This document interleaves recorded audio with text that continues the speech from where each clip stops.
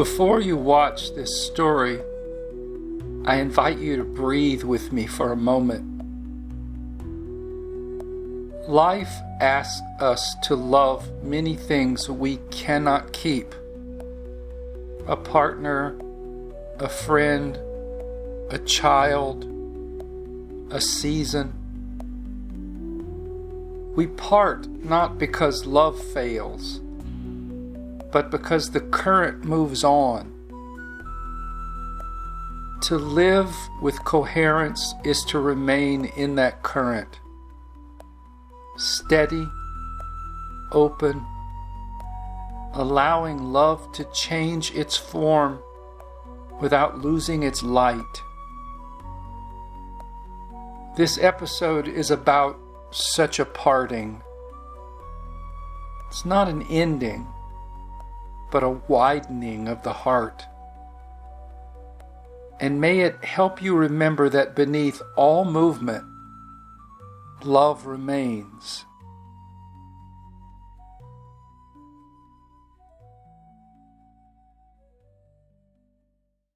Evening settled gently over the meadow where the river widened and slowed.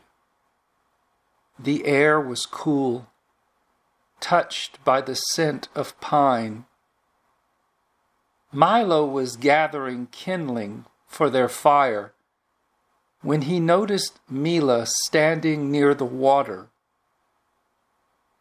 her reflection trembling in the ripples. She had been quiet all day. Milo set the bundle down and waited. Finally, Mila spoke. "Milo," she said, "the wind has changed. I feel it calling me north.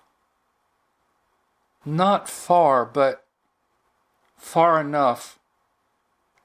I've tried to ignore it, but it keeps returning, soft and certain." Milo didn't answer at once. He had felt the same pull, though he had wished it away. The river's current seemed to pause with him, as if listening. "I know," Milo said. "It's been whispering to me too. I thought if I stayed here near the hearth, it might forget my name." Mila smiled, the kind that hides a tremor. "I don't want to leave you," she said. "But something deeper than wanting is moving in me. And it isn't restlessness, it's remembrance." He looked at her then, and really looked. The same way you look at a moment you know will become a memory.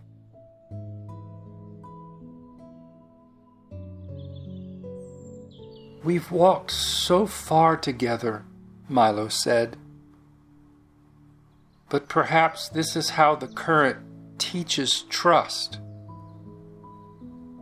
by sending us down separate streams that still meet beneath the surface." The two of them were silent, and the river murmured, and a heron lifted off into the light. Mila looked up into Milo's eyes and asked, "Will you miss me?" "Every dawn," he said, "and yet not in the way I once missed things. I'll miss the sound of your laughter, but I will hear it in the wind. I'll miss your warmth beside the fire, but I'll feel it in the sun. What we are, it doesn't end here. Mila's eyes shimmered, and then she spoke. Then we are not breaking, she said. We are widening. He nodded, unable to speak. Mila stepped closer, placed her paw against his heart, and whispered, "Love remains, not as the story, but as the current that flows between us."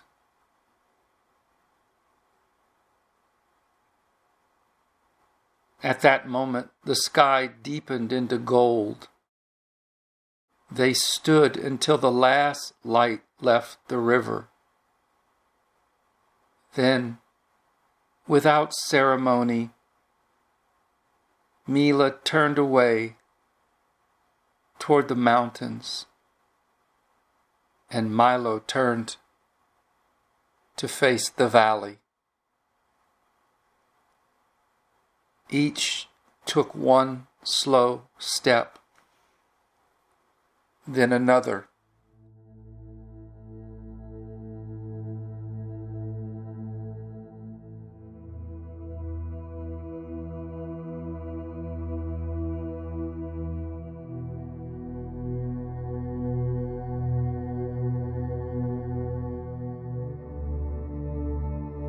As the distance grew, the same breeze brushed both their faces, carrying the faintest echo of a shared song,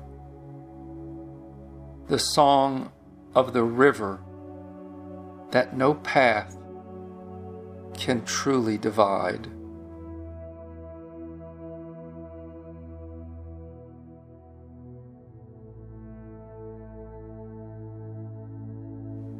Every true meeting begins and ends in presence. Milo and Mila remind us that the most sacred gift we can offer is not possession of one another, nor is it promise, nor permanence, but it is presence itself. When two hearts rest in presence, love flows freely. And when presence withdraws, love still remains, because love was never made of form. Their parting is not a loss, but a return, an unveiling of the truth that love is the natural state of being. It doesn't vanish when the story changes. It expands beyond the story into the quiet current that connects all life.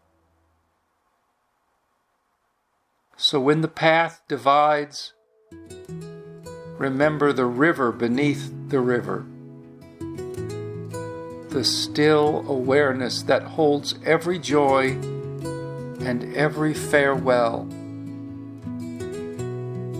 And from that stillness, the heart knows love cannot be broken, only revealed.